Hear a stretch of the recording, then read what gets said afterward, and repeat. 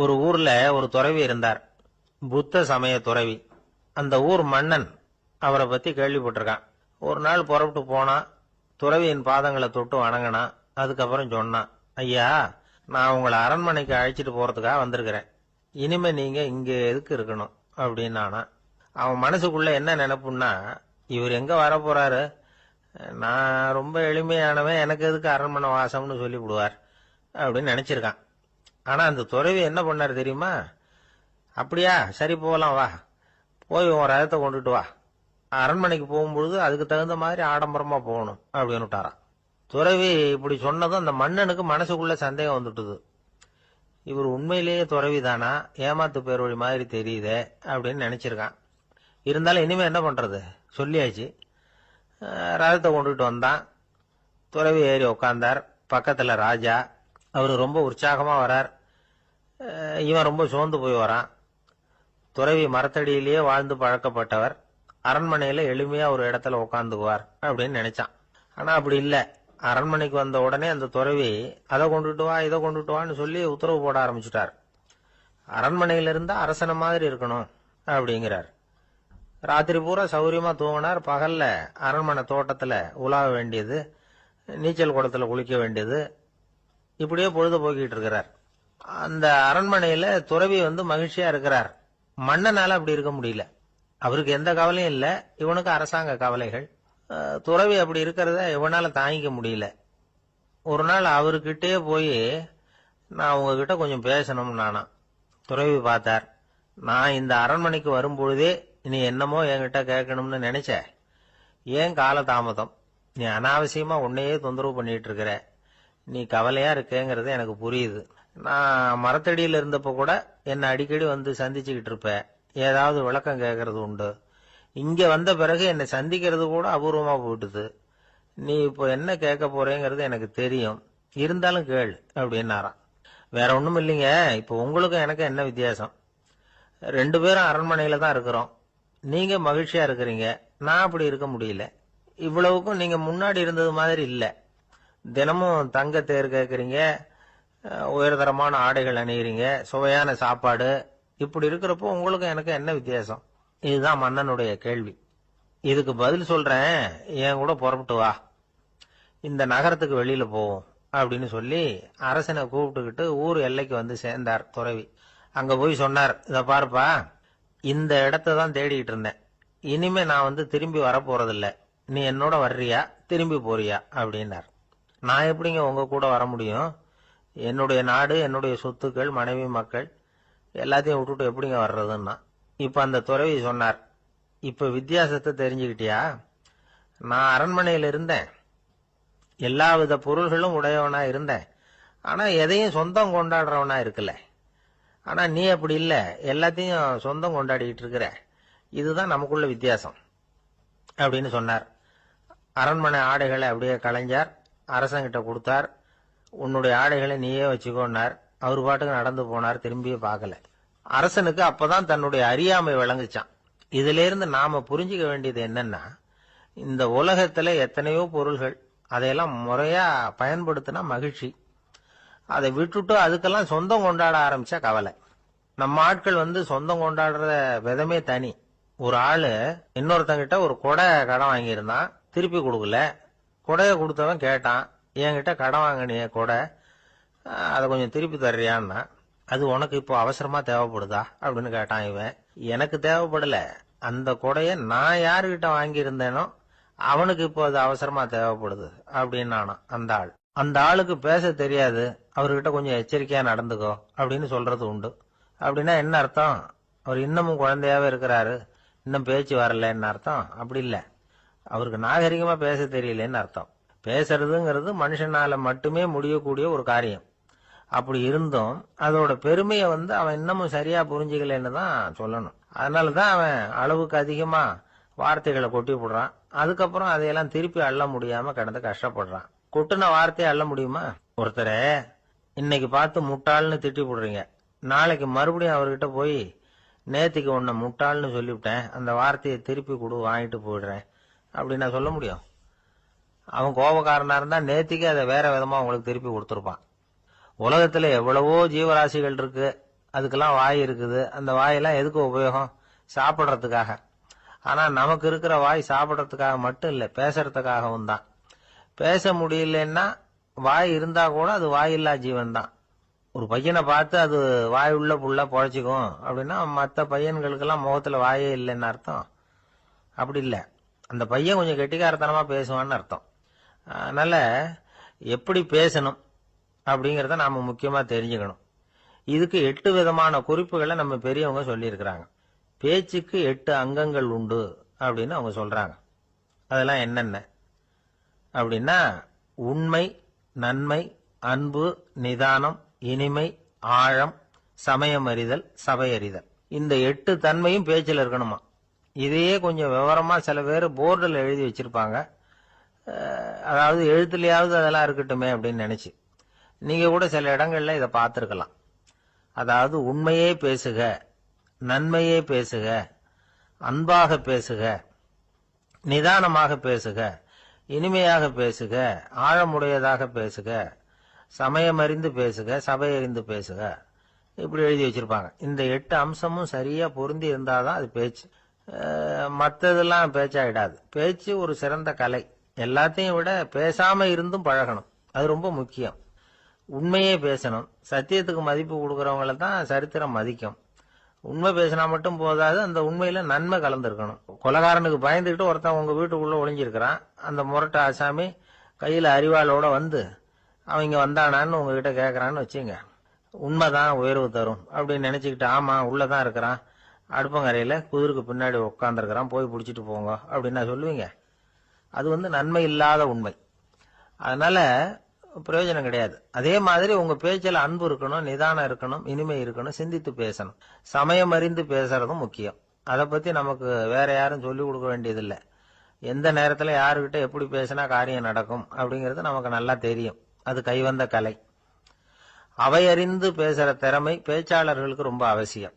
அது இல்லைன்னா நிலைமை பரிதாபமாயிடும். ஒரு பேச்சாளர் ரொம்ப மும்முரமா பேசிக்கிட்டே இருந்தாராம். ரொம்ப நேரம் நிறுத்தவே இல்லை, பேசிக்கிட்டே இருக்கிறார். சபையில் இருந்தவங்க எல்லாம் ஒவ்வொருத்தரா எழுந்திரிச்சு போய்கிட்டே இருக்கிறாங்க. கடைசியில 2 பேர் தான் அக்கறையா பேசுறவரை கவனிச்சுட்டு உட்காந்துருந்தாங்களாம். மேடையில பேசிக்கிட்டு இருந்தவர் அவங்கள பார்த்து சொன்னாராம், எனக்கு கூட்டம் முக்கியம் இல்ல, எவ்வளவு பேர் என் பேச்சை கேட்கறாங்க அப்படிங்கறது முக்கியம் இல்ல. நீங்க 2 பேராவது ஊக்கமா என்ன கவனிச்சுக்கிட்டு உட்காந்துருக்கிறீங்க, அது போதும். உங்களுக்காகவே நான் பேசிக்கிட்டு இருக்கிறேன் அப்படின்னார். இதை கேட்டதும் உட்கார்ந்திருந்த 2 பேர்ல ஒருத்தர் எழுந்திருச்சு, அப்படி இல்லைங்க, நாங்க 2 பேரும் நீங்க பேசி முடிச்ச உடனே தொடர்ந்து பேச வேண்டிய ஆளுங்க, அதுக்காக தான் காத்துக்கிட்டு இருக்கிறோம், சீக்கிரம் முடிங்க அப்படின்னாங்களாம். இப்பெல்லாம் நம்ம ஊர்ல மாமியார் மருமகள் ஒருத்தர் நல்லா புரிஞ்சுக்கிட்டு நல்ல விதமா தான் இருக்கிறாங்க பல இடத்துல. அதனால நான் இப்ப சொல்ல போற கதையை கேட்டுவிட்டு இந்த காலத்துல அவ்வளவு மோசமா யாரு சார் நடந்துக்கிறாங்க அப்படின்னு கேட்டு யாரும் சண்டைக்கு வரக்கூடாது. இன்னொரு உண்மையையும் சொல்லிவிடுறேன். அதாவது இந்த கதையை நமக்கு எழுதி அனுப்பி இருக்கிறதே கொஞ்ச நாள்ல மருமகளாகவும் அதுக்கப்புறம் கொஞ்ச காலத்துல மாமியாராகவும் ஆக போற ஒரு நேயர் தான். சரி, இந்த கதைக்கு வருவோம். அதாவது ஒரு சின்ன குடும்பம், அந்த வீட்டுல மாமியார் ஆட்சி, அவங்க வச்சதுதான் சட்டம். புள்ளையண்டான் எப்படின்னா அம்மா சொல்றதையும் கேட்டுக்குவான், மனைவி சொல்றதையும் கேட்டுக்குவான், நமக்கு என்னத்துக்கு வம்புங்கிற டைப். மருமகள் பேர்ல குறை கண்டுபிடிக்கிறதுலயே அந்த மாமியாருக்கு ஒரு சுவாரஸ்யம். சின்ன சின்ன விஷயத்துல எல்லாம் குத்தம் கண்டுபிடிச்சுக்கிட்டே இருக்கிறாங்க. பொதுவா எல்லாரும் எப்படின்னா ஏதாவது ஒரு காரணத்துக்காக சண்டை போட்டுக்கிட்டு இருப்பாங்க. அந்த அம்மா எப்படின்னா ஏதாவது ஒரு சண்டையை போடுறதுக்காக காரணத்தை தேடிட்டு இருப்பாங்க. அப்படி ஒரு மனசு. அந்த மருமக பொண்ணு பாவம் பயந்து பயந்து ஒவ்வொரு காரியமும் செஞ்சுக்கிட்டு வந்தது. இப்படியே பல வருஷம் ஓடி போட்டுது. அந்த மாமியாருக்கும் ரொம்ப வயசாயிட்டுது. இருந்தாலும் அந்த பழைய சுபாவம் மட்டும் மாறவே இல்லை. திடீர்னு ஒரு நாள் பக்கவாதம் வந்து அந்த அம்மாவுக்கு ஒரு பக்கம் கை கால் இழுத்துக்கிட்டுது. வாய் சுத்தமா பேச முடியாம போயிட்டுது. சத்தம் மட்டும் வரும். ஒரு பக்கத்து கை காலை அசைக்க முடியும், பேசுறதெல்லாம் கையால தான், அதாவது கை சைகையால. இப்படிப்பட்ட நிலைமையில கூட அந்த பொண்ணு தண்ணியோ பாலோ இவங்க எதிரில் கொண்டாந்து வச்சா அதை வேணும்னே தட்டி விட்டுட்டு ஒம்பு வளர்க்கறது. அதுக்கப்புறம் அந்த பொண்ணு தரையை சுத்தப்படுத்தும்ல, அதை பார்த்து ரசிக்கிறது. இருந்தாலும் அந்த பொண்ணு இதையெல்லாம் பெருசுப்படுத்தாம ரொம்ப பொறுமையா தான் இருந்தது. ஒரு நாள் வீட்டுல வச்சிருந்த பாலை பூனை குடிச்சிட்டு போயிட்டுது. வயசான காலத்துல இந்த அம்மா பால் இல்லாம கஷ்டப்படுவாங்களே அப்படின்னு நினைச்சு பக்கத்து வீட்டுல போய் கொஞ்சம் பால் வாங்கிட்டு வந்து காய்ச்சி மாமியார் முன்னாடி கொண்டாந்து வச்சுது அந்த பொண்ணு. வழக்கம் போல அந்த அம்மா பாலை தட்டி விட்டுட்டாங்க. இதை அந்த மருமக பொண்ணு கவனிச்சுட்டுது. இவ்வளவு நாள் பொறுமையா இருந்த இந்த மருமகளுக்கு இன்னைக்கு இதை பார்த்ததும் அசாத்திய கோபம் வந்துட்டுது. கதவுக்கு பக்கத்துல சாத்தி வச்சிருந்த உலக்கையை எடுத்து மாமியார் தலையில போட, அது குறி தவறி கழுத்துல பட, அந்த அம்மா கழுத்தை பிடிச்சிக்கிட்டு ஊன்னு கத்த, இந்த பொண்ணு ஒன்னும் அலட்டிக்காம உலக்கையை எடுத்து மறுபடியும் கதவு பக்கம் சாத்தி வச்சுட்டு அது பாட்டுக்கு நடந்து போயிட்டுது. இருந்தாலும் மனசுக்குள்ள லேசா ஒரு பயம். கணவன் வீட்டுக்கு வந்ததும் என்ன விஷயம்னு கேட்டா எப்படி சமாளிக்கிறது? அன்னைக்குன்னு பார்த்து ரொம்ப நேரம் கழிச்சு வீடு வந்து சேர்ந்தான் கணவன். உடனே அந்த அம்மா புகார் பண்ண ஆரம்பிச்சுட்டுது. பேச்சுதான் வராத, அதனால ஒரு பக்கத்து கையால சைகை காட்டுது. கதவுக்கு பக்கத்துல இருந்த உலக்க பக்கமா கையை நீட்டி காட்டி, அப்படியே அந்த கைய தன் கழுத்துக்கு பின்பக்கமா சுத்தி காட்டி, நாக்க வெளியில நீட்டி நடந்த விஷயத்த புரிய வைக்கிறதுக்கு முயற்சி பண்ணுது. இவனுக்கு ஒன்னும் புரியல. என்ன சொல்றாங்க அம்மா அப்படின்னு மனைவி கிட்ட கேக்குறான்.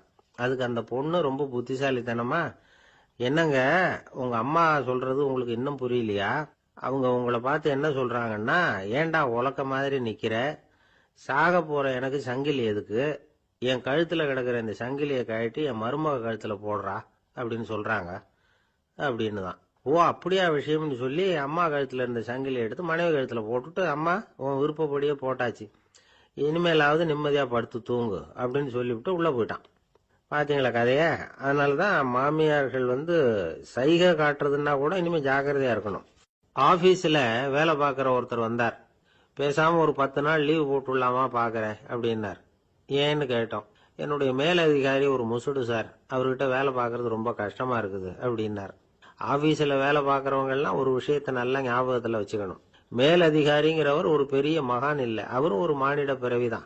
சராசரி மனுஷனுக்கு உள்ள பலம் பலவீனம் ரெண்டும் அவருக்கும் உண்டு. அதனால அவரை கொஞ்சம் அனுசரிச்சு போறதுக்கு பழகிறது தான் நல்லது. மேலதிகாரிகள்ல பல வகை உண்டு. அதுல முக்கியமா 3 வகை.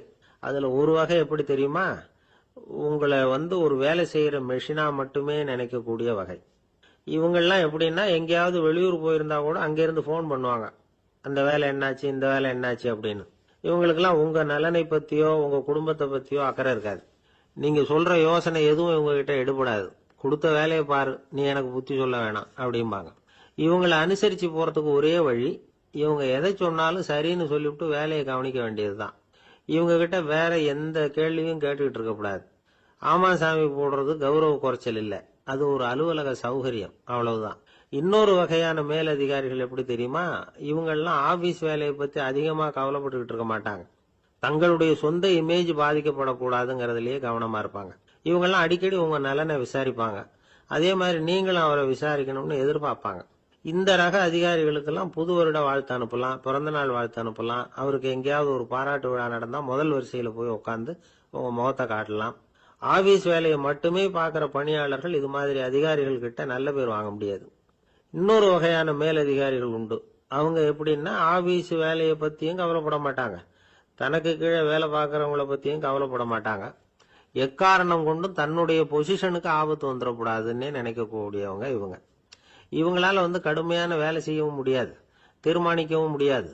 எந்த முடிவையும் எடுக்காம அப்படியே தள்ளி போட்டுக்கிட்டே போடுவாங்க எல்லாத்தையும். இதனால என்ன ஆகும்னா, இவருக்கு கீழே வேலை பார்க்கிற உங்களுக்கு பொறுப்பு அதிகமாயிடும். இவங்க கிட்ட போய் பிரச்சனையை மட்டும் சொல்லி பிரயோஜனம் இல்லை, அதுக்கான முடிவுகளை நீங்களே சொல்லணும். அப்பதான் இது மாதிரி அதிகாரிகள் கிட்ட நல்ல பேர் வாங்கலாம். அட்லீஸ்ட் கெட்ட பேர் வாங்காமலாவது காலம் தள்ளலாம். ஆபீஸ்ல வேலை பார்க்கறவங்க முக்கியமா சில விஷயங்களை ஞாபகத்துல வச்சுக்கணும். ஆபீஸ்ல நடக்கிற நல்லது கெட்டது எதுவா இருந்தாலும் உடனடியா மேலதிகாரி கிட்ட தெரிவிக்கிறது நல்லது. 3வது மனிதர் மூலமா அதை அவர் தெரிஞ்சுக்கிறது அவ்வளவு நல்லது இல்லை. எந்த மேல் அதிகாரியுமே தான் இந்த சர்பாஸ் செய்யப்படுறத விரும்புறதில்லை. அதனால அவருக்கு தெரியாம மேலிடத்துக்கு மணி எழுதி போடக்கூடாது. அப்படி எழுதி போடுறவங்க சில பேர் இருக்கிறாங்க. நீங்களும் உங்க மேலதிகாரியும் தொழில் ரீதியா ஒரே படிப்பு படிச்சவரா இருக்கலாம். அப்படி இருந்ததுன்னா அட்ஜஸ்ட் பண்ணி போறது கொஞ்சம் கஷ்டம்தான். இதை மனசுல வச்சுக்கிட்டு நடந்துக்கணும். உங்களுக்கும் அவருக்கும் அபிப்பிராய பேதமா, அது அவருக்கும் உங்களுக்கும் உள்ள தனிப்பட்ட பிரச்சனை, அதை விளம்பரப்படுத்திட்டு இருக்க கூடாது. அது அவருடைய கோபத்தை கிளறும். உங்க மேலதிகாரி உங்க கூட படிச்சவரா இருக்கலாம், அதுக்காக அவர் எல்லாருக்கும் முன்னாடி அடைய கிச்சாமி எப்படிடா இருக்க அப்படின்லாம் கேட்டுக்கிட்டு இருக்க கூடாது. பொதுவா யாரும் அதை விரும்புறது இல்லை. இவ்வளவையும் உங்க மனசுல வச்சுக்கிட்டு கொஞ்சம் சாமர்த்தியமா நடந்துகிட்டீங்கன்னா ஆபீஸ் உங்களுக்கு அவஸ்தையா இருக்காது, ஆனந்தமா இருக்கும். ஒரு மேலதிகாரி தன்கிட்ட வேலை பார்க்குற ஒருத்தரை பத்தி ரொம்ப பெருமையா சொன்னாராம். எங்க ஆபீஸ்ல எவ்வளவோ பேர் வேலை பார்க்கறாங்க, எல்லாரும் தினமும் வந்து ஏதாவது பிரச்சனைகளை சொல்லிட்டு இருப்பாங்க. ஆனா இவர் ஒருத்தர் மட்டும்தான் இது வரைக்கும் என்கிட்ட வந்து எந்த பிரச்சனையும் சொன்னதே இல்லை. அவர் பாட்டுக்கு வருவார், வேலை பார்ப்பார், போயிடுவார் அப்படின்னாராம். நான் உடனே அவ்வளவு பெருமைக்குரிய அந்த ஊழியரை பார்த்து கேட்டேன், ஏன்பா உன்னுடைய மேலதிகாரி கிட்ட நீ எந்த பிரச்சனையும் கொண்டுகிட்டு போறதே இல்லையாமே அப்படின்னு கேட்டேன். அதுக்கு அவர் சொல்றாரு, ஆமாங்க, அது ஏன்னா அவரால் எந்த பிரச்சனையுமே தீர்க்க முடியாதுங்கிறது எனக்கு நல்லா தெரியும், அதனால அப்படி செய்யறேன், வேற ஒண்ணும் இல்லை அப்படின்னார் ரொம்ப பொறுமையா. ஒரு ஊர்ல ஒருத்தர் இருந்தான். ஒரு நாள் காலையில எழுந்திருச்சான். ஒரு 10 ரூபாய் எடுத்து சட்டை பையில வச்சுக்கிட்டான். கடை தெருவுக்கு புறப்பட்டான். காய்கறி வாங்கறதுக்காக அவன் போறான். காய்கறி சந்தைக்கு போய் சேர்ந்தான். கத்திரிக்காய் 1/4 கிலோ கொடுங்கன்னா கொடுத்தாங்க. காசு கொடுக்கறதுக்காக சட்டை பையில கையை விட்டான், பணத்தை காணும். 10 ரூபாய் சட்டை பையில வச்சுக்கிட்டு தான் வந்தான். அது இப்ப அங்க இல்ல. வழியில் எங்கேயும் அது விழுந்துட்டு போல் இருக்கு. அல்லது யாராவது திருடர்கள் தெரியாம அதை எடுத்துக்கிட்டு போட்டாங்களா என்னன்னு தெரியல. எப்படியோ 10 ரூபாய் அவன் இழந்துட்டான். கையில காசு இல்லை. அதனால கத்திரிக்காயை திருப்பி கொடுத்துட்டு கவலையோட வீட்டுக்கு திரும்பி வந்தான். அதையே நினைச்சுக்கிட்டு இருந்தான். அவனுக்கு துக்கம் அதிகமா போச்சு, அழ ஆரம்பிச்சுட்டான். காய்கறிகள் வாங்கிட்டு வந்து ஆனந்தமா சமைச்சு சாப்பிடலாம்னு நினைச்சோம், அது முடியாம போச்சேங்கிற கவலை அவனுக்கு. அதனால அதை மறக்கவே முடியல. இது நடந்து கொஞ்ச நாள் ஆச்சு. அதே மனுஷன் இன்னொரு நாள் அதே மாதிரி புறப்பட்டான். பணத்தை எடுத்து பையில வச்சுக்கிட்டான். காய்கறி சந்தையை நோக்கி போய்கிட்டு இருக்கிறான். இப்போ வழியில ஒரு ஏழை பையனை பார்த்தான். தம்பி எங்க போற அப்படின்னு கேட்டான். ஐயா பள்ளிக்கூடத்துக்கு போயிட்டு இருக்கிறேன் அவன். சரி, அதுக்கே இவ்வளவு கவலையோட போயிட்டு இருக்கிற அப்படின்னு விசாரிச்சான் அவன். ஐயா நான் ரொம்ப ஏழை, வீட்டுல வசதி இல்லை, பரீட்சைக்கு பணம் கட்டணும், இன்னைக்கு கடைசி நாள், என்ன செய்யறதுன்னு தெரியலன்னா. இவன் பார்த்தான். தாங்கிட்ட இருக்கிற பணத்தை எடுத்து அந்த பையன்கிட்ட கொடுத்தான். இதை வச்சுக்கோ, உடனே பணத்தை கட்டு, நல்லா படி, பரீட்சை எழுது அப்படின்னு சொல்லிவிட்டு திரும்பி வந்துட்டான். வெறுங்கையோட திரும்பி வந்தும் வீட்டுல கேக்குறாங்க எங்க காய்கறின்னு வழக்கம் போல கேட்டாங்க. இவன் நடந்ததை சொன்னான். இப்போ வீட்டுல இருந்தவங்க அவங்கிட்ட ஒரு கேள்வி கேட்டாங்க. ஏங்க இதே மாதிரி முன்னாடி ஒரு தடவை காய்கறி வாங்க போய் வெறுங்கையோட திரும்பி வந்தீங்க, இப்பவும் வெறுங்கையோட தான் திரும்பி வந்திருக்கிறீங்க, ஆனா முன்னாடி வந்தப்போ வருத்தமா இருந்தீங்க, இப்போ உங்க முகத்துல வருத்தம் தெரியலையே அப்படின்னு கேட்டிருக்கிறான். அதாவது வீட்டுல இருக்கிறவங்க கேட்டாங்களாம். இப்போ அந்த மனுஷன் யோசிக்க ஆரம்பிச்சானாம், இந்த 2 நிகழ்வுகளுக்கு என்ன வித்தியாசம்? போன தடவை அவன் பணத்தை இழந்தான், இந்த தடவை அவன் பணத்தை இழந்திருக்கிறான். போன தடவை யாரோ திருடிட்டு போயிட்டாங்க, இந்த தடவை அவனாவே ஒரு பையன் பேர்ல இறக்கப்பட்டு எடுத்து கொடுத்துருக்கிறான். அன்னைக்கு பணம் போயிட்டுதேன்னு வருத்தமா இருந்தது, இன்னைக்கு பணம் போனாலும் மனசுக்கு மகிழ்ச்சியா இருக்கு, நிறைவா இருக்கு. கொஞ்சம் யோசிச்சு பாருங்க. பணத்தை இழந்தது மகிழ்ச்சிக்கோ வருத்தத்துக்கோ காரணமா இருக்க முடியாது. அப்படின்னா வேற எது காரணம்? அன்றைக்கு வந்து பணத்தை இழந்துட்டேன்னு அழுதான், இன்றைக்கு பணத்தை இழந்தாலும் மகிழ்ச்சியா இருக்கிறான். ஆகவே மகிழ்ச்சிக்கும் துக்கத்துக்கும் இழப்பு காரணம் அல்ல, இழப்பு பற்றிய நம்முடைய அறிவு தான் காரணம் அப்படிங்கிறது பெரியவர்களுடைய கருத்து. எந்த பொருளும் நமக்கு வந்து கவலையை உண்டு பண்றது இல்ல, அந்த பொருள் பேர்ல நாம வைக்கிற பற்று தான் கவலையை உண்டு பண்ணுது. பொருள்கள் வந்து நம்ம விட்டுட்டு போயிட்டா நாம அழுதுகிட்டு இருக்கிறோம், நாமே அதுகளை விட்டுட்டு வந்துட்டா மகிழ்ச்சியா இருக்கிறோம். இந்த உண்மையை புரிஞ்சுக்கிட்டு நம்முடைய வாழ்க்கையை நல்ல விதமா அமைச்சுக்கணும். ஒரு ஆள் அழுதுகிட்டு இருந்தான். ஏன்டா அழுகுறேன்னு கேட்கிறார் ஒருத்தர். இழக்கிறதுக்கு எதுவும் இல்லை அதனால அழறேன்னா. என்னடா சொல்றேன்னார். கிட்ட வாங்க சொல்றேன்னா. இந்த மணி பர்ஸை வேற ஒருத்தன் பாக்கெட்ல இருந்து திருடுனேன், அப்புறம் தான் புரிஞ்சுது அவங்கிட்ட இழக்கிறதுக்கு எதுவும் இல்லைங்கிறது. ஆமாங்க இது காலி பர்ஸ், அதனால இப்ப அழுதுகிட்டு இருக்கிறேன், திருடியும் பிரயோஜனம் இல்லை அப்படின்னு சொல்லிவிட்டு அழுதானா. ஒரு ஊர்ல ஒரு புகழ்பெற்ற பத்திரிகையாளர் இருந்தார். அவரு ஒரு நாள் திடீர்னு இறந்து போயிட்டார். அதுக்கப்புறம் நேரா சொர்க்கத்துக்கு போனார். சொர்க்கத்தின் வாசல்ல நின்றுகிட்டு இருந்த ஒருத்தர் அவரை தடுத்தார். இத பாரு, ஏற்கனவே இங்க 12 பத்திரிகையாளர்கள் இருக்கிறாங்க, அவங்களுக்கு இங்க வேலை இல்லை. அதுக்கு என்ன காரணம்னா சொர்க்கத்துல திடுக்கிடும் செய்திகள்லாம் ஒன்றும் கிடையாது, அப்படி என்ன இருக்க போகுது இங்க எல்லாம் அது ஒழுங்கா நடந்துகிட்டு இருக்கும். எல்லாம் ஒழுங்கா நடந்தா பத்திரிகைகளுக்கு சுவாரஸ்யமான கொலை கொள்ளை தீ வைப்பு இது மாதிரி எதுவும் இங்க இல்ல. ஏற்கனவே இங்க இருக்கிறவங்க எல்லாரும் மரத்தடியில் உட்காந்துக்கிட்டு தியானம் பண்ணிட்டு இருக்கிறாங்க. அந்த ஒரே செய்தி தான் தினமும் இங்க வந்துகிட்டு இருக்குது. அதை படிக்கிறதுக்கே இங்க ஆள் கிடையாது. அதனால நான் என்ன சொல்றேன்னா, நீ பேசாம நரகத்துக்கே போயிடு. அங்க எவ்வளவோ நிகழ்ச்சிகள் நடந்துகிட்டு இருக்கு, அங்கதான் அதிகமான பத்திரிகையாளர்கள் தேவைப்படுறாங்க, அங்க உனக்கு நிறைய வேலை இருக்கும், அதை செய்யறதில்ல நீயும் மகிழ்ச்சியா இருக்கலாம் அப்படின்னு சொன்னாராம். அங்க அந்த சொர்க்கத்தின் வாசல்ல நின்றுகிட்டு இருந்தவர். இந்த பத்திரிகையாளர் அங்கேயே நின்று கொஞ்சம் யோசனை பண்ணார். இவருக்கு சொர்க்கத்திலே இருக்கணும்னு தான் ஆசை. அதனால மெதுவா அவர்கிட்ட பேசினாராம். ஐயா, என்ன ஒரு 24 மணி நேரம் இங்க உள்ள இருக்கிறதுக்கு அனுமதி கொடுங்க. இங்க இருக்கிற பல பத்திரிகையாளர்களை எனக்கு தெரியும். அவங்கள சில பேரை சமாதானப்படுத்தி மெதுவா பேசி நரகத்துக்கு அனுப்பி வச்சுடுறேன். நான் இங்க இருந்துக்கிறேன். உங்க கணக்குப்படி 12 பேருக்கு மேல இங்க தாண்டாது, அப்படி பாத்துக்கிறேன் அப்படின்னாராம். அவரும் யோசனை பண்ணி பார்த்துட்டு, சரி அப்படியே உனக்கு அனுமதி கொடுக்குறேன், ஆனா ஒரு விஷயம், 24 மணி நேரம் தான் அனுமதி, அதுக்குள்ள எல்லாம் நடக்கணும் அப்படின்னு இருக்கார். சரின்னு சொல்லிவிட்டு இந்த பத்திரிகையாளர் உள்ள போனார். யோசனை பண்ணார். திட்டம் போட்டு ஒரு பொருளையை கிளப்பி விட்டார். சக பத்திரிகையாளர்கள் எல்லாம் கூப்பிட்டு சொன்னாராம், இந்த பாருங்க, நரகத்துல ஒரு பெரிய தினசரி பேப்பரை கொண்டுகிட்டு வர்றதுக்காக திட்டம் போட்டுக்கிட்டு இருக்காங்க. அதுக்கு பல அதிகாரிகள் தேவைப்படுறாங்க. நிறைய சம்பளம் கிடைக்கும். யார் யாரெல்லாம் நரகத்துக்கு போக ஆசைப்படுறாங்களோ அவங்க எல்லாம் போகலாம் அப்படின்னு ஒரு பொருளையை கிளப்பி விட்டார். 24 மணி நேரம் கழிச்சு வாசல் பக்கம் போனார். அங்க இருந்தவர்கிட்ட எத்தனை பேர் வெளியேறினாங்கன்னு விசாரிச்சாராம். அப்போ அவர் இவரை, நீ வெளியே போகக்கூடாது, முதல்ல உள்ளதான் இருக்கணும் அப்படின்னு தடுத்தாராம். அப்புறம் சொன்னாராம், நீ சொன்ன செய்தியை கேட்டதும் இங்க இருந்த எல்லா பத்திரிகையாளர்களுமே நரகத்துக்கு போயிட்டாங்கப்பா, உள்ள யாருமே இல்ல, அதனால நீ உள்ளே இருக்கலாம் அப்படின்னாராம். இதை கேட்டதும் இந்த பத்திரிகையாளரே குழம்பி போயிட்டார். ஒருவேளை உண்மையிலேயே நரகத்துல புதுசா பத்திரிகை ஏதாவது ஆரம்பிக்க போறாங்களோ அப்படின்னு அவரே நினைக்க ஆரம்பிச்சுட்டாராம். அப்புறம் சொன்னாராம், ஐயா என்னை விட்டுருங்க, நான் நரகத்துக்கே போயிடுறேன், அங்க ஏதோ விசேஷம் இருக்கணும் அப்படின்னாராம். இல்லைன்னா இத்தனை பேரும் ஒட்டு மொத்தமா அங்க போறதுக்கு சான்ஸே இல்லை, என்ன தடுக்காதீங்கன்னு கெஞ்ச ஆரம்பிச்சுட்டாராம். மற்றவங்க நம்பணுங்கிறதுக்காக ஒரு பொருளையை கிளப்பி விட்டார். கடைசியில தானே அந்த பொருளைக்கு ஆளாயிட்டார். அதாவது பிறரை ஏமாற்றிய அவரது மனம் கடைசியில் அவரையே ஏமாத்த ஆரம்பிச்சுட்டு பாருங்க. நீங்க இப்படி அடுத்தவங்களை ஏமாத்துறதுக்கு உங்க மனசை பழக்கப்படுத்துறீங்க, ஆனா கடைசியில் அதனால நீங்களே ஏமாற்றப்படுகிறீர்கள் அப்படிங்கிறது பெரியவர்களுடைய புத்திமதி. அதனால உங்க மனசுகிட்ட ரொம்ப எச்சரிக்கையா இருங்கோ அப்படிங்கிறாங்க. நம்ம ஆளுங்க அங்க போய் என்ன சொல்லுவாங்கன்னா, இந்த பாரு அங்க போவாத இங்க போவாதன்னு பயமுறுத்துறது உண்டு. சில பேர் அங்க பேய் இருக்குது, பிசாசு இருக்கு அப்படின்னு பொருளையை கிளப்பி விடுறது உண்டு. இருட்டு நேரம், காட்டு வழியா ஒருத்தன் போயிட்டு இருக்கிறான். அங்க பேய் பிசாசு நடமாட்டம் இருக்கிறதாக வதந்தி. இவன் பயந்துகிட்டே வேகமா போறான். காடு முடிஞ்சு மெயின் ரோட்டுக்கு வந்து சேர்ந்தான். அப்பாடா, ஒரு பஸ் நின்றுட்டு இருக்கு தனியா, இருட்டுல லேசா தெரிஞ்சது. ஓடி போய் ஏறி உள்ள உட்காந்துக்கிட்டான். பயந்துகிட்டே போனவன் அப்புறம் தான் தெரியுது உள்ள யாருமே இல்ல, டிரைவரும் இல்ல, கண்டக்டரும் இல்ல, வேற யாரும் இல்ல.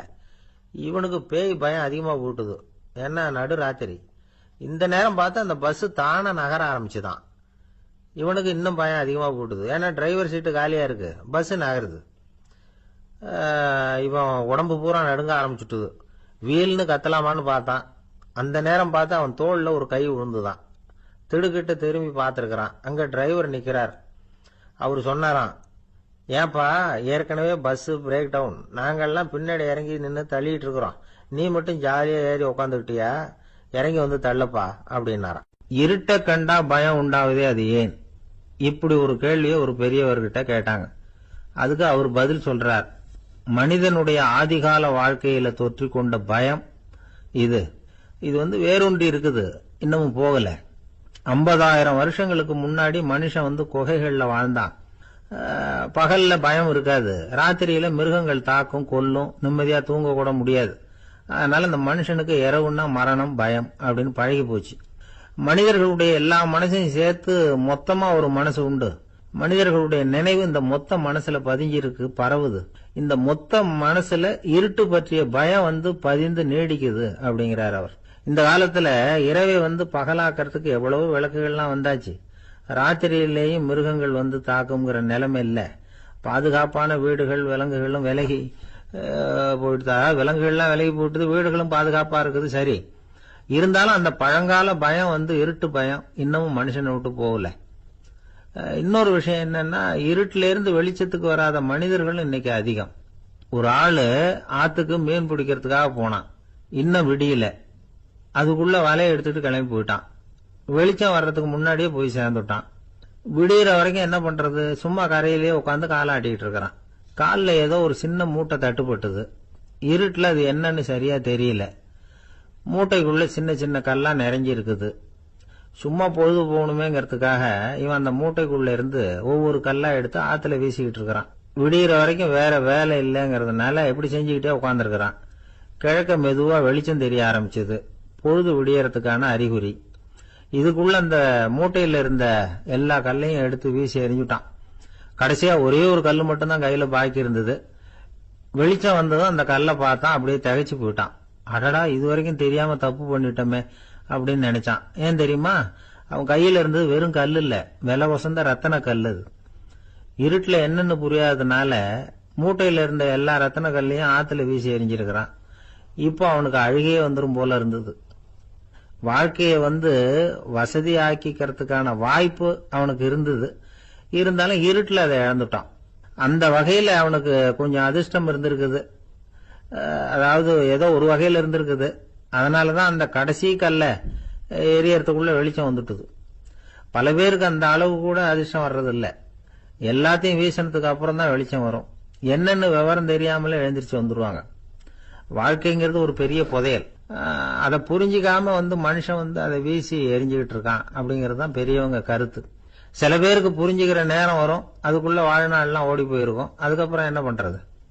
நம்மால் ஒருத்தன் கையில ஒரு சின்ன பையோட வந்துகிட்டு இருந்தான். பை உள்ள ஏகப்பட்ட நகைகள், ரத்தன கல் எல்லாம் இருக்கு. வந்துகிட்டு இருந்தவன் திடீர்னு அந்த பைய அப்படியே ஒரு குளத்துல வீசி எறிஞ்சுட்டான். மகான்கள் தான் இப்படி பற்று இல்லாம இருப்பாங்க. என்னங்க இது, விலை மதிப்புள்ள அந்த பைய இப்படி குளத்துல வீசி எறிஞ்சுட்டீங்களே, இதுக்கு என்ன அர்த்தம் அப்படின்னு கேட்டார் அவன் கூட வந்தவர். அவன் மெதுவா இவர் காதோட காதா சொல்றான். ஒரு போலீஸ்காரர் பின்னாடி வந்துகிட்டு இருக்கிறார், அவர் போனதுக்கு அப்புறம் இதை எடுத்துக்குவேன் அப்படிங்கிறான். திருநெல்வேலி மாவட்டத்துல கோவில்பட்டிக்கு பக்கத்துல உள்ள ஊர் கடம்பூர். காமராசர் முதலமைச்சரா இருந்த காலம். கடம்பூர்ல ஒரு பள்ளி சீரமைப்பு மாநாடு நடக்குது. அந்த பக்கத்துல உள்ள பள்ளிக்கூடம்லாம் அதுல கலந்துக்குது. கண்காட்சி வேற. ஊர் பூரா விழா கோலம்.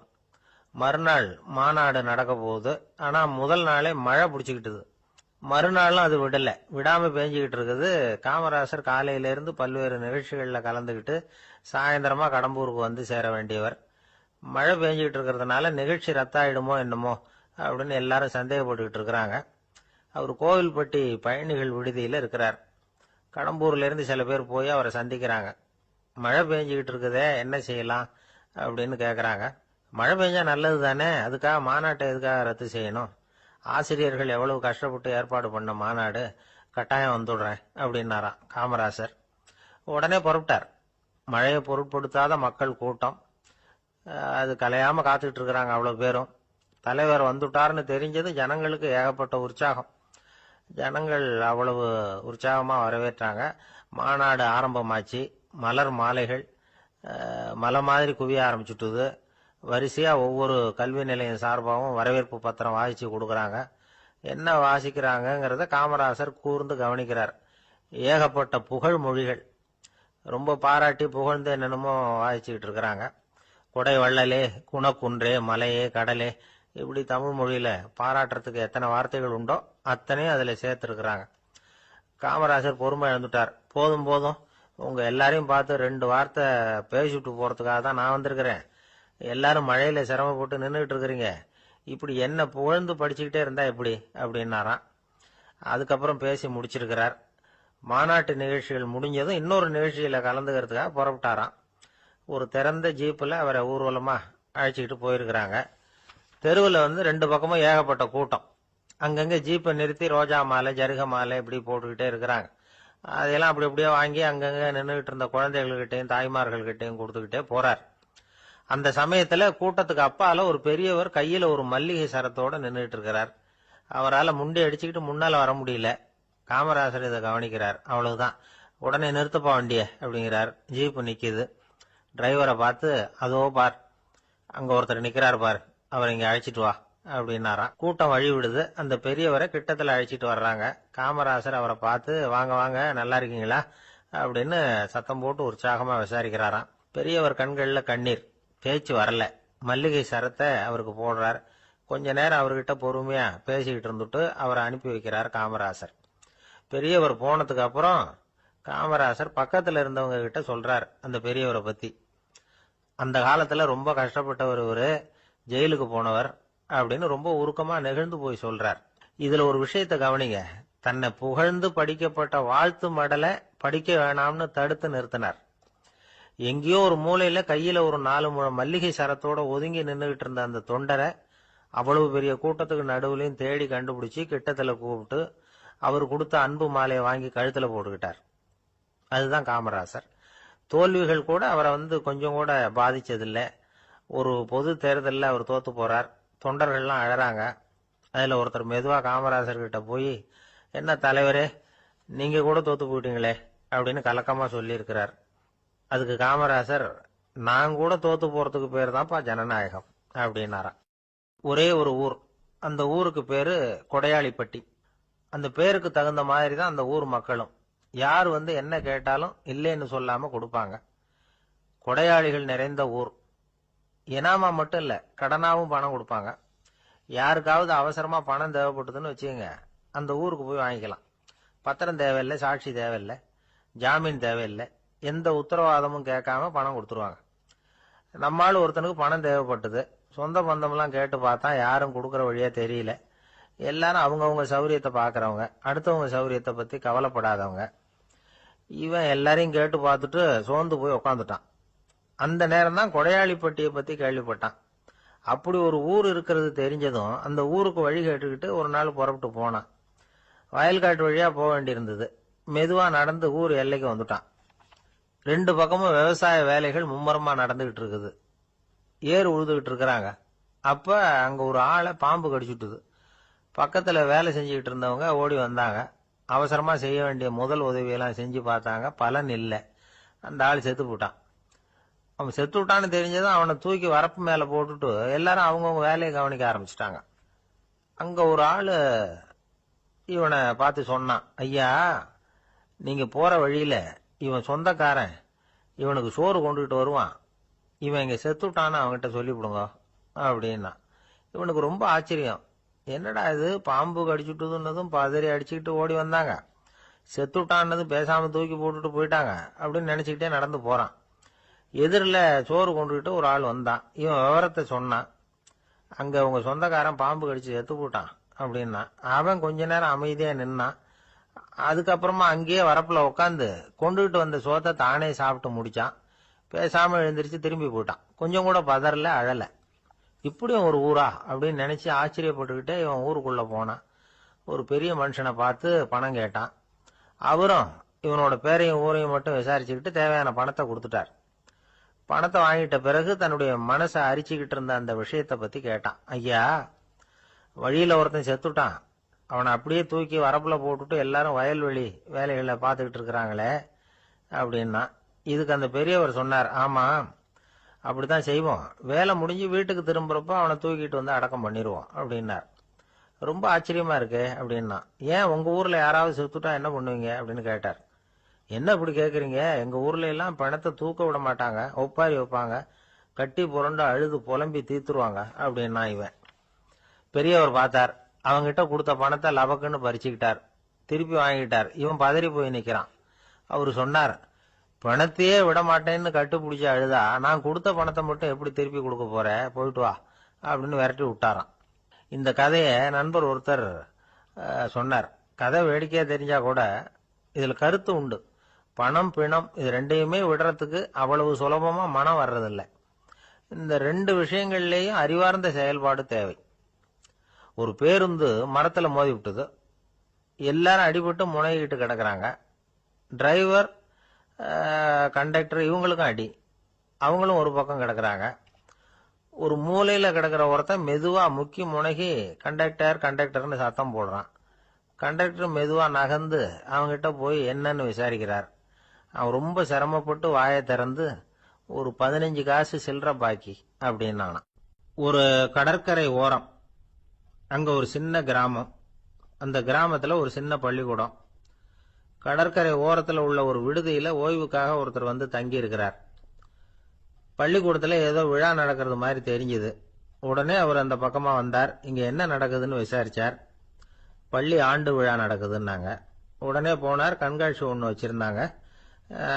உள்ள போய் பார்த்தார். பள்ளிக்கூடத்துல படிக்கிற மாணவர்களை சொந்தமா தயார் பண்ண பொருள்களை காட்சிக்கு வச்சிருக்கிறாங்க. அந்த ஊர் மக்கள்லாம் அதை கூட்டம் கூட்டமா போய் பார்த்துக்கிட்டு இருக்கிறாங்க. இவரும் ஆர்வமா அதையெல்லாம் பார்த்துக்கிட்டே போறார். ஒரு இடத்துல ஒரு சின்ன ரயில் செஞ்சு வச்சிருந்தாங்க, மாணவர்களே தயார் பண்ணது. மின்சாரத்தால் அது ஓடுறது மாதிரி பண்ணி வச்சிருந்தாங்க. அதில் ஒரு சின்ன பொத்தான் இருக்கும், அதை அமுக்குனா ரயில் ஓடும், சுற்றி சுற்றி வரும். மாணவர்கள் எதிரில் நின்று அதுக்கு விளக்கம் கொடுத்துக்கிட்டு இருக்கிறாங்க. இவர் அதை கவனிச்சார், ரயில் ஓடுறத பார்த்தார். அங்கே நின்றுகிட்டு இருந்த மாணவர்கள்கிட்ட விளையாட்டா கேட்டார், ஏன்பா இந்த ரயில் எதனால ஓடுது அப்படின்னு கேட்டார் இவர். சக்தியினால ஓடுது அப்படின்னாங்க மாணவர்கள். அது என்ன சக்தின்னு கேட்டார். அதுக்கு பேரு மின்சாரம் அப்படின்னாங்க. சரி, நீங்க மின்சாரத்தை பார்த்துருக்கிறீங்களா அப்படின்னார். நாங்க பார்த்தது இல்லைங்க, ஆனா இதை செய்யறதுக்கு எங்களுக்கு உதவி பண்ண ஆசிரியர் ஒரு பட்டதாரி, ஒரு காலம் அவர் பார்த்துருக்கலாம் அப்படின்னாங்க. அவர் எங்க இருக்காருன்னு கேட்டார். இதோ அழைச்சிட்டு வர்றோம்னு ஓடினாங்க. அவர் அழைச்சிட்டு வந்தாங்க. அவர்கிட்ட ஒரு பெரியவர் கேட்டார், மின்சாரத்தை நீங்க பார்த்துருக்கிறீங்களா அப்படின்னு. மின்சாரத்தை பார்க்கறதாவது நான் பார்த்ததே இல்லை. நான் பார்த்தது அது செயல்படுற விதத்தை தான். அது விளக்க எரிய வைக்குது, ரயில ஓட வைக்குது, இது மாதிரி எத்தனையோ எந்திரங்களை செயல்பட வைக்குது. ஆனா உண்மையிலேயே அது என்னன்னு எனக்கு தெரியாது. ஒருவேளை இந்த பள்ளிக்கூடத்து தலைமை ஆசிரியருக்கு தெரிஞ்சிருக்கலாம், ஏன்னா அவர் ஒரு மேல்நிலை பட்டதாரி அப்படின்னாராம் அவரு. சரின்னு போய் தலைமை ஆசிரியரை கூப்பிட்டுக்கிட்டு வந்தாங்க. அவர்கிட்டயும் இதே கேள்வி கேட்டாராம் அவரு. மன்னிக்கணும், இந்த கேள்வி இதுவரைக்கும் யாரும் என்கிட்ட கேட்டதில்லை. சக்தியை யாரும் பார்க்க முடியாது, ஆனா அது செயல்படும் விதத்தை தான் பார்க்க முடியும் அப்படின்னாராம் அவரு. இப்போ இதுவரைக்கும் கேட்டுக்கிட்டு இருந்த பெரியவர் சிரிச்சார். சிரிச்சுட்டு சொன்னாராம், சரி அதுக்காக ஒன்றும் கவலைப்படாதீங்க, என்னுடைய பெயர் தாமஸ் ஆல்வா எடிசன் அப்படின்னாராம். இதை கேட்டதும் அங்க இருந்தவங்களுக்கெல்லாம் அதிர்ச்சி, ஆச்சரியம். என்னது, நீங்க தானா எடிசன்? நீங்க எவ்வளவு மின்சார கருவிகளை உண்டாக்கி இருக்கிறீங்க, நீங்களா இந்த கேள்வியை கேட்டது அப்படின்னாங்களாம். ஆமா, நான் தான் கேட்கிறேன், ஏன்னா நானே மின்சாரத்தை பார்த்தது கிடையாது அப்படின்னாராம் அவரு. அன்புங்கிறது இப்படிப்பட்டதுதாங்கிறார் ஓஷோ. அன்புங்கிறது நம்ம உடற்கூறு அமைப்பில் இல்லை, அது நம்ம உடம்புல உள்ள சுத்த சக்தியின் வெளிப்பாடு. அதை உணரத்தான் முடியுமே தவிர பார்க்க முடியாது.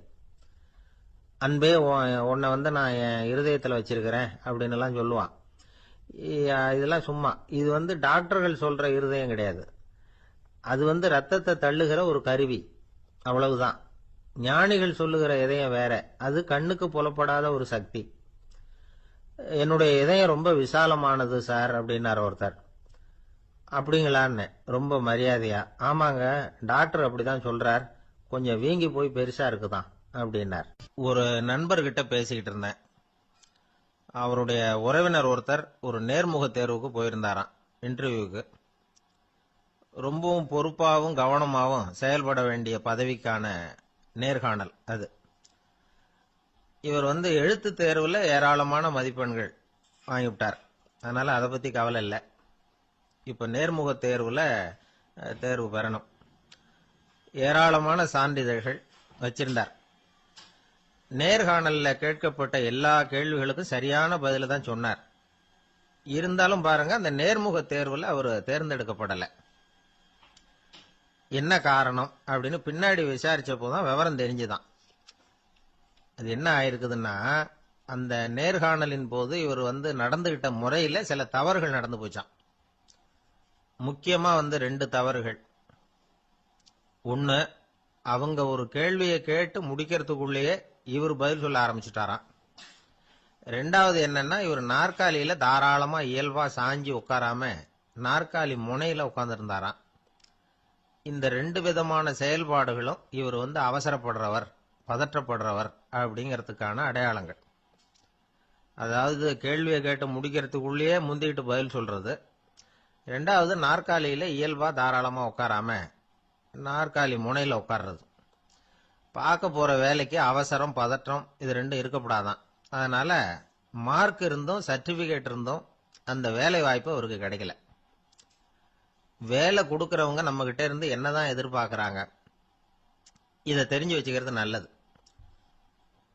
முதல்ல, மற்றவர்களுடன் தொடர்பு கொள்ளும் திறமை, அதாவது எபிலிட்டி டு கம்யூனிகேட். நீங்க நினைக்கிறத அழகா தொகுத்து வகைப்படுத்தி சொல்ல தெரியுதான்னு பார்ப்பாங்க. உங்க திட்டங்களை அடுத்தவங்க ஏற்றுக்கொள்ளக்கூடிய விதத்துல வெளிப்படுத்துறதுக்கு உங்களால முடியுதான்னு பார்ப்பாங்க. இதுக்கு என்ன செய்யறது? குழப்பம் இல்லாம சிந்திக்கணும், குழப்பம் இல்லாம பேசணும். ரெண்டாவது விஷயம், என்னன்னா புத்திசாலித்தனம், அதாவது இன்டெலிஜென்ஸ்.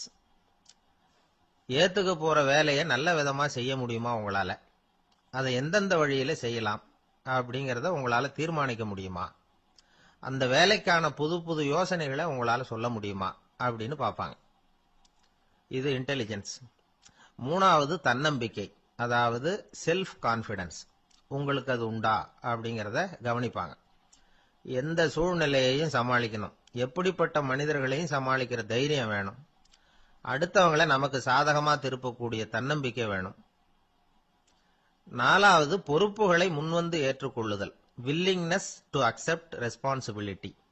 பொறுப்புகள்ல இருந்து நழுவி போக ஆசைப்படாம செஞ்சு முடிக்கணும். அஞ்சாவது முன் வருதல், இனிஷியேட்டிவ். வேலையோட முக்கியத்துவம் உணர்ந்து அதை ஏத்துக்கிட்டு தகுந்த நடவடிக்கைகளை தயங்காம எடுக்கிறதுக்கு முன் வரணும். ஆறாவது என்னன்னு கேட்டீங்கன்னா தலைமைத்துவம், லீடர்ஷிப். 4 பேருக்கு தலைமை தாங்கி நல்ல விதத்துல நடந்துக்க தெரியுதா. ஏழாவது கற்பனை திறன், இமேஜினேஷன். சில பிரச்சனைகள் வரக்கூடும் அப்படின்னு முன்கூட்டியே யூகிச்சு அதுக்கு தகுந்த மாதிரி நடவடிக்கை எடுக்கிற திறமை உண்டா அப்படிங்கறத பார்ப்பாங்க. எட்டாவது என்னன்னா வளைந்து கொடுத்தல், பிளெக்சிபிலிட்டி. சூழ்நிலைக்கு தகுந்த மாதிரி, மாற்றங்களுக்கு தகுந்த மாதிரி அனுசரிச்சு நடந்துக்கிறதுக்கு தெரியுதா உங்களுக்கு அப்படிங்கறத கவனிப்பாங்க. அடுத்தது திறமைகளை வெளிக்கொணரும் திறமை, இன்டர்பர்சனல் ஸ்கில்ஸ். அடுத்தவங்க கிட்ட இருக்கிற திறமையை கண்டுபிடிச்சு அதை நல்ல விதத்துல ஊக்கப்படுத்தி பயன்படுத்த தெரியுதா அப்படின்னு பார்ப்பாங்க. ஆறாவது சுய அறிவு, செல்ஃப் நாலேஜ். அடுத்தவங்க நம்மளை பத்தி என்ன நினைக்கிறாங்க அப்படிங்கறத நம்மால புரிஞ்சுக்க முடியுதாங்கிறது முக்கியம். அடுத்தது போட்டி மனப்பான்மை, காம்படிட்டிவ்னஸ்.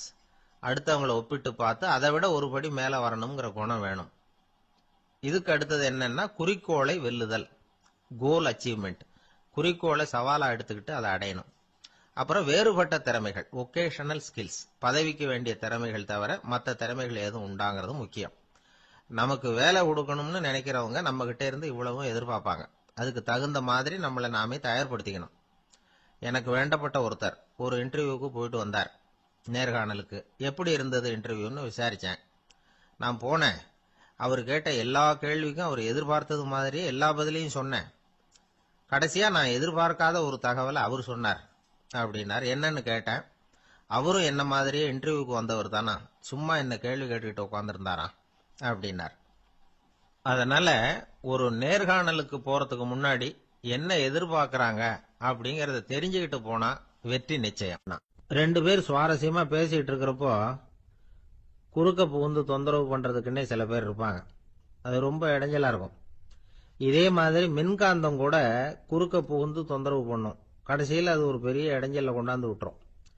சில வீடுகளில் கேபிள் கனெக்ஷன் இல்லாம சில தனியார் டிவி காட்சிகள் தெரியும். அதுக்கு என்ன காரணம்னா இந்த மின்காந்த குறுக்கீடு தான் காரணம். இதைத்தான் சுருக்கமா EMI அப்படின்னு சொல்றாங்க, அதாவது எலக்ட்ரோ மேக்னெட்டிக் இன்டர்ஃபியரன்ஸ். இது ஏற்படக்கூடிய இடங்கள் எது எதுன்னு எடுத்துக்கிட்டா அது ஒரு பெரிய பட்டியலாவே போயிடும்.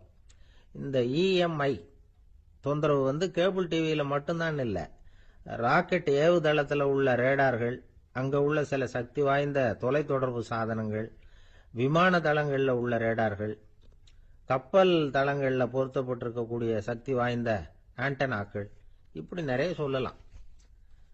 காவல் நிலையங்கள்ல பயன்படுத்தப்படுகிற வயர்லெஸ் தொடர்பு சாதனங்கள் கூட ஓரளவுக்கு இந்த மின்காந்த அலைகளை வெளியிடும்.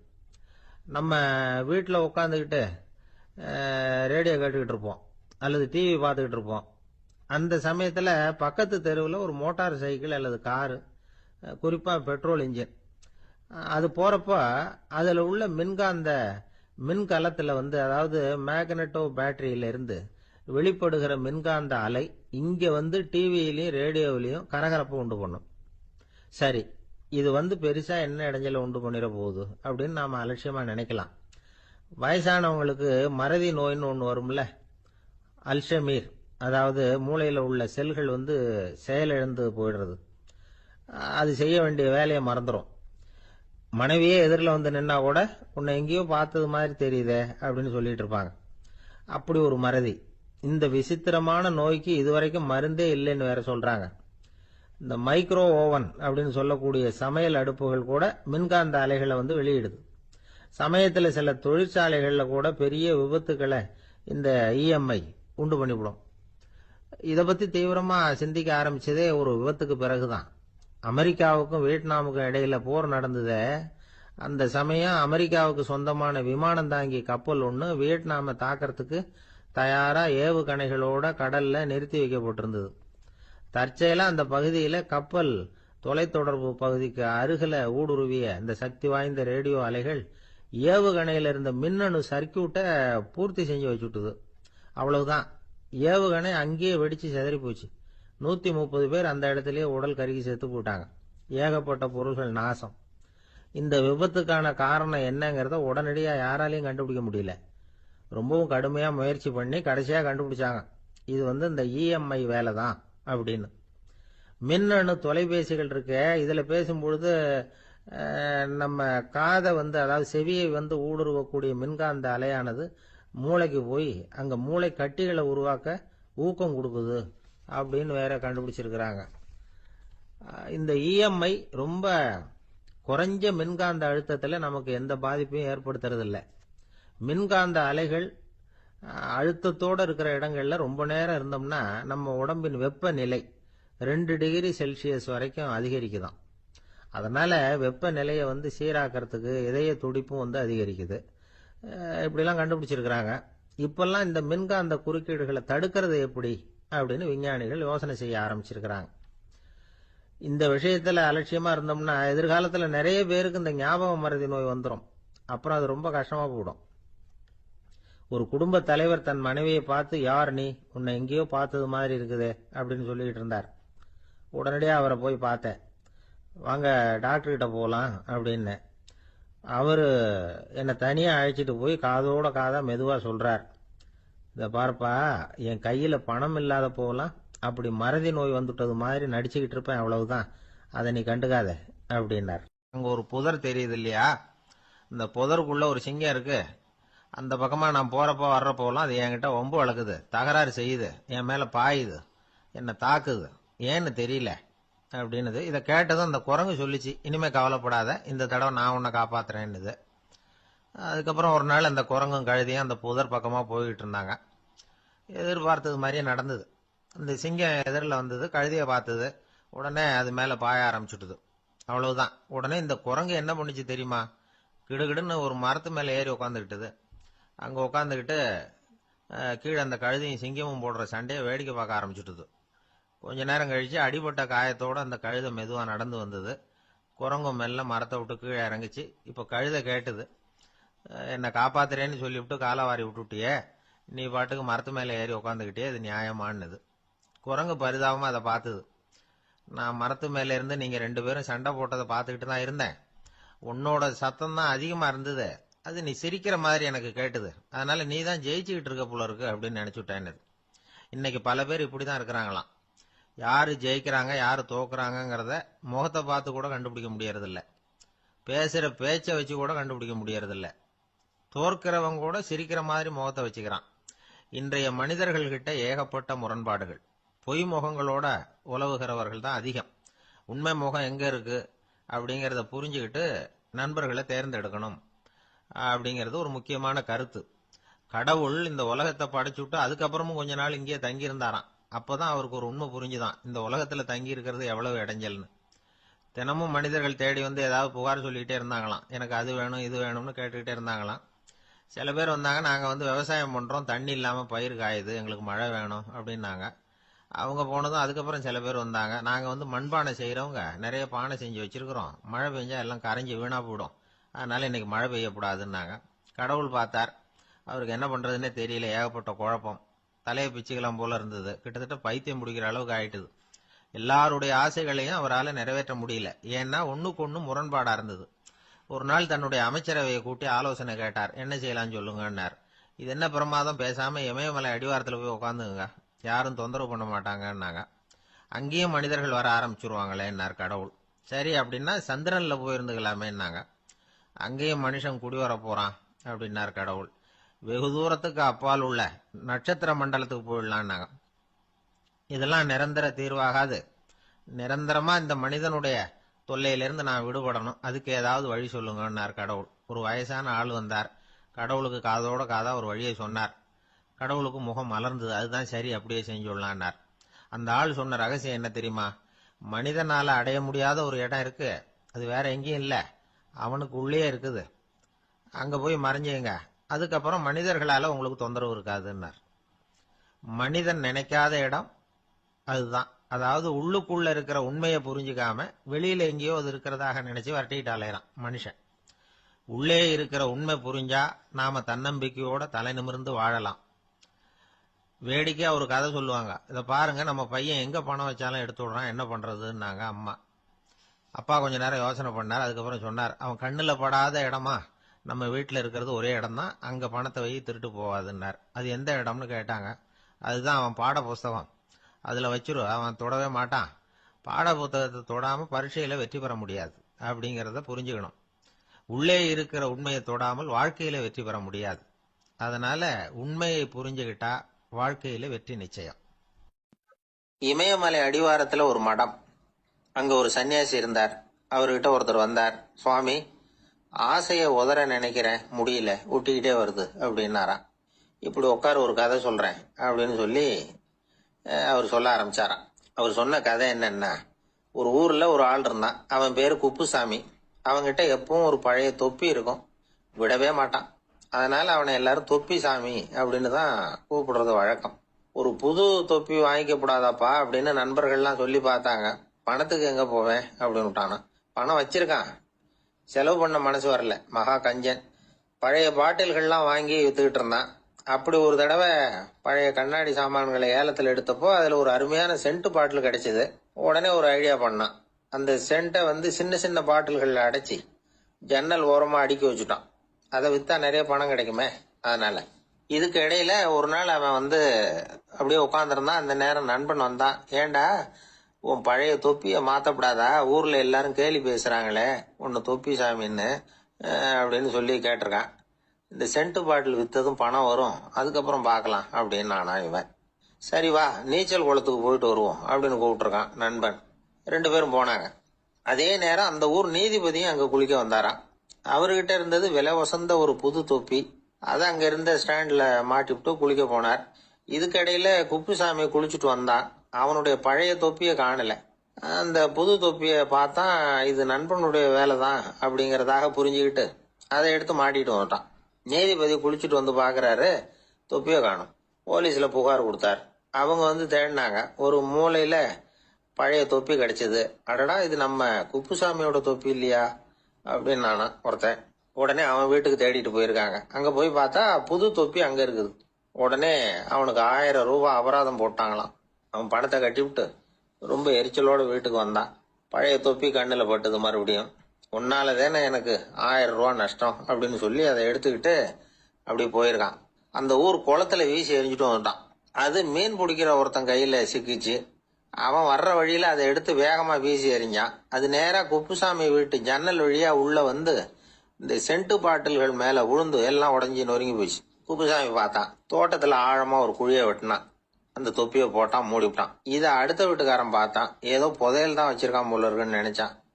போலீஸ்ல போய் புகார் கொடுத்துட்டான். மறுபடியும் போலீஸ் குழியை தோண்டினாங்க. பழைய தொப்பி மறுபடியும் வெளியில வந்தது. எல்லாரும் சிரிக்கிறாங்க. அன்னைக்கு ராத்திரியே அந்த தொப்பியை எடுத்துக்கிட்டு நேரா புறப்பட்டான். ஒரு கல்லுல அதை சேர்த்து கட்டி குடிநீர் தொட்டி இருக்கும்ல, அதுல போட்டுட்டு வந்துட்டான். இனிமே என்ன பண்ணும் பாப்போம்னு. ஒரு நாள் திடீர்னு குழாயெல்லாம் அடைப்பட்டு போச்சு. மாநகராட்சி அலுவலர்கள் என்னன்னு பார்த்தா அந்த பழைய தொப்பி குழாயை அடைச்சிக்கிட்டு இருக்குது. இது குப்புசாமியோட தொப்பிங்கிறது தான் எல்லாருக்கும் தெரியுமே. உடனே குடிநீரை பாழாக்கணத்துக்காக குப்புசாமிக்கு கோர்ட்டு 2500 ரூபாய் அபராதம் போட்டுட்டுது. அதையும் கட்டிவிட்டு வெளில வந்தான். கடைசியா முடிவு பண்ணான். ஒரு நெருப்பு குச்சியை கிழிச்சான். தொப்பியை கொளுத்தினான். எரிஞ்சது. எடுத்து வெளில எரிஞ்சான். கொஞ்ச நேரத்துல தீ அணைப்பு படம் வந்துட்டுது. ஆமா, இவன் எடுத்து எரிஞ்சது வெளியில விழுந்து வீட்டு கூரையே பத்திக்கிட்டு எரிய ஆரம்பிச்சுட்டுது. அவனோட பணத்தாசையும் அதோட சேர்ந்து எரிஞ்சு போச்சான். இப்படி ஒரு கதை. இந்த கதையை சொல்லி முடிச்சார் அந்த இமயமலை அடிவாரத்துல இருந்த சன்னியாசி. இப்ப அந்த குப்புசாமி எங்க இருக்கிறான்னு கேட்டார் எதிரில இருந்தவர். இதோ உன் எதிரிலே இருக்கிறான், நான் தான் அந்த குப்புசாமி அப்படின்னாராம் அந்த சன்னியாசி. அந்த குப்புசாமி கிட்ட இருந்தது மாதிரி ஒரு பழைய தொப்பி நம்ம ஒவ்வொருத்தர்கிட்டயும் உண்டு. அதை எப்படி தொலைக்கிறதுன்னு தெரியாம தடுமாறிக்கிட்டு இருக்கிறோம். அது என்ன தொப்பிங்கிறீங்களா?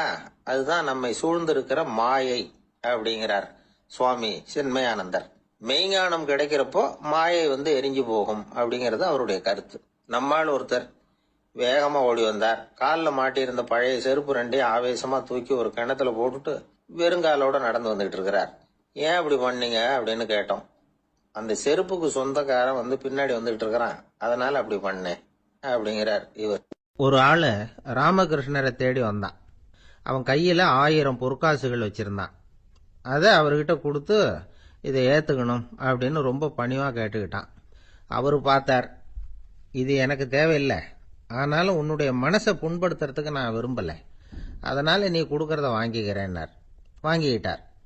அப்புறம் கேட்டார், இதை பாரு, இனிமே இதெல்லாம் என்னுடையது தானே அப்படின்னார். ஆமா, அதையெல்லாம் நான் உங்களுக்கே கொடுத்துட்டேன் அவன். சரி, இப்போ நீ எனக்காக ஒரு காரியம் பண்ணணும்னார். என்ன செய்யணும்னு சொல்லுங்கன்னா, இந்த நாணயங்களையெல்லாம் எடுத்துக்கிட்டு போய் கங்கை நதியில் எரிஞ்சுட்டு வா அப்படின்னார். இவனுக்கு அதிர்ச்சியா போச்சு. என்ன பண்றது, இனிமே அது முடியாதுன்னு சொல்ல முடியாது. ஏன்னா அந்த நாணயங்களையெல்லாம் அவருக்கே கொடுத்துட்டான். இனிமே அதெல்லாம் இவனுடையது இல்லை. பேசாம அவ்வளவே அள்ளிக்கிட்டு ஆத்தங்கரைக்கு போனான். போனவன் ரொம்ப நேரம் திரும்பியே வரல. ராமகிருஷ்ணருக்கு சந்தேகம், என்ன ஆச்சு அந்த மனுஷனுக்கு, காசுகளோட அந்த கங்கையில குதிச்சுட்டானா, போகும்பொழுதே ஒரு மாதிரியா தான் போனான், போய் என்னன்னு பார்த்துட்டு வாங்க அப்படின்னார். அங்க இருந்த ஒருத்தர் ஓடி போய் பார்த்தார். அவர் போய் பார்க்கும் பொழுது அவன் அங்கே இருந்தான். அதுக்கப்புறம் அவர் திரும்பி வந்தார். விவரத்தை சொன்னார். அதாவது அவன் கங்கை கரையில உட்காந்துக்கிட்டு ஒவ்வொரு நாணயமா 1 2ன்னு எண்ணி எண்ணி வீசிக்கிட்டு இருக்கிறான். அவனை சுத்தி ஒரு கும்பல் நின்றுகிட்டு அவனை தடுத்துக்கிட்டு இருக்குது அப்படின்னு விவரத்தை சொன்னார் போயிட்டு வந்தவர்.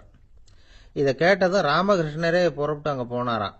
என்ன இப்படி பண்ணிட்டு இருக்கிற, நான் உன்னை அந்த நாணயங்களை கங்கையில வீசி எறிய சொன்னேன், நீ ஏன் அதை எண்ணிக்கிட்டு இருக்கிற அப்படின்னார். பழக்கம்தான் காரணம், நான் ஒவ்வொரு நாளும் ஒவ்வொன்றா சேமிச்சு வச்சேன், இன்னைக்கு என்கிட்ட நிறைய இருக்குது, உங்களுக்கு ஒரு 1000 நாணயங்களை கொடுக்கணுங்கிறது என்னோட ஆசை அப்படின்னா. இப்ப ராமகிருஷ்ணர் சொன்னார், ஒரே நேரத்தில் எல்லாத்தையும் சம்பாதிச்சிருந்தா நீ எண்றது பொருத்தமா இருக்கும், எல்லாத்தையும் இழக்கும் போது ஒவ்வொன்றா எண்ணிக்கிட்டு இழக்கிறதுங்கிறது சரியான செயல் இல்லை, அதனால ஒரே தடவையா எல்லாத்தையும் தூக்கி எறிஞ்சிடும் அப்படின்னார். இது இழப்பது அப்படிங்கிற ஒரு உயர்ந்த நிலை. இதை நாம யதார்த்த வாழ்க்கையில சம்பந்தப்படுத்தி பார்த்து குழப்பிக்கிட்டு இருக்கக்கூடாது. இழக்கிறேன்னு சொல்லிக்கிட்டு இருக்கிற காசையெல்லாம் ஆத்துலையும் குளத்துலையும் கொண்டு போய் எரிஞ்சுட்டு வாங்க அப்படின்னு உபதேசம் பண்றதாக யாரும் நினைச்சிடக்கூடாது. இதுல நாம புரிஞ்சுக்க வேண்டியது என்னன்னா, எதையாவது ஒன்றை இன்னொருத்தருக்கு கொடுக்கணும் அப்படின்னு விருப்பப்பட்டா அதை மனப்பூர்வமா கொடுத்துட்டு அதையே நினைச்சிட்டு இருக்கக்கூடாது. நம்மால் ஒருத்தர் ஒரு 100 ரூபாய் நோட்டை தன்னுடைய நண்பர் ஒருத்தர்கிட்ட கொடுத்து, இது உனக்கு தான் வச்சுக்கோ அப்படின்னார். அவர் பார்த்தார், இது இனிமே எனக்கு தானே சொந்தம் அப்படின்னார். ஆமான்னார் அவர். அப்படின்னா எனக்காக நீ ஒரு உதவி செய்யணும்னார். சொல்லுங்க செய்யறேன்னார் அவர். இந்த 100 ரூபாய் நோட்டை தீ வச்சு கொளுத்தி விடுனார். இவர் அதிர்ச்சியாகி அவரை பார்த்தார். இப்ப அவரு சொன்னார், நீ எனக்கு அன்பா கொடுத்தது இது, இந்த நோட்டு கள்ள நோட்டுங்கிறது எனக்கு முன்னாடியே தெரியும், சீக்கிரம் கொளுத்தி விடு, அதுதான் நம்ம 2 பேருக்குமே நல்லது அப்படின்னாராம் அவர். ஐயா, என்னுடைய நூல் வெளியீட்டு விழாவுக்கு அவசியம் நீங்க வரணும் அப்படின்னு கூப்பிட்டார் ஒருத்தர். எப்போ வரணும்னு கேட்டேன். அடுத்த வாரம்னார். சரி, புத்தகம் தயாராயிட்டுதா அப்படின்னு. நாளைக்கு தான் அச்சிக்க கொடுக்க போறேன்னார். என்னங்க இது, புத்தகம் அச்சிடுறதுக்கு முன்னாடியே அழைப்பிதழை அச்சடிச்சு விட்டீங்களே அப்படின்னு கேட்டேன். அதனால என்னங்க, அந்த காலம் மாதிரியா போலாம், அச்சுக்கலை எவ்வளவோ முன்னேறியாச்சுங்க. Linotype, monotype, phototype, laser, இப்படி என்னென்னமோ வந்தாச்சு. இன்னைக்கு கொடுத்தா நாளைக்கே புத்தகம் தயார் அப்படின்னார். இப்படி இந்த அளவுக்கு முன்னேறி இருக்கிற இந்த அச்சுக்கலை ஆரம்பத்தில் எப்படி இருந்தது தெரியுமா? அந்த காலத்தில் காகிதம்னா என்னன்னே தெரியாது, அப்படி ஒன்று கண்டுபிடிக்கப்படவே இல்லை.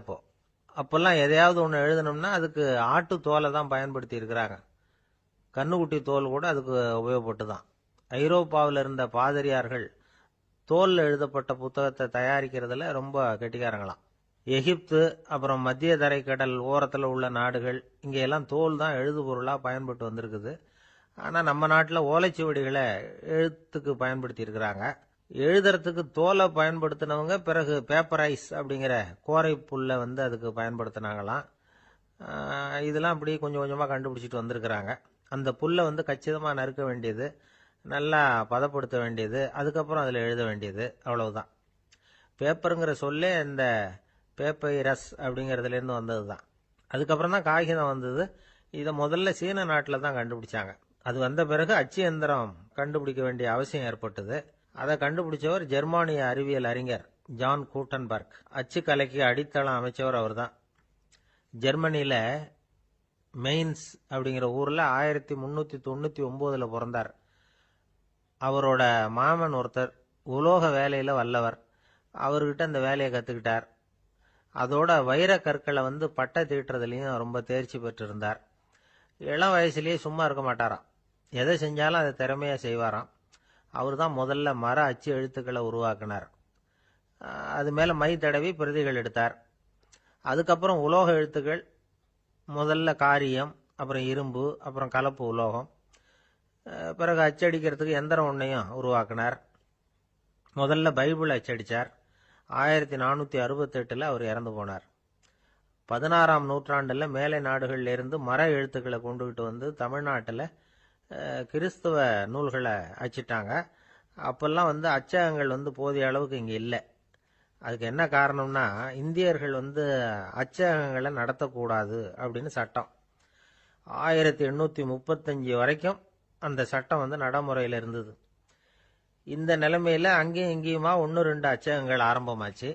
1713 தரங்கம்பாடியில லூத்தரன் மிஷன் அச்சகம், அதே ஆண்டுல சென்னையில SPCK அச்சகம்.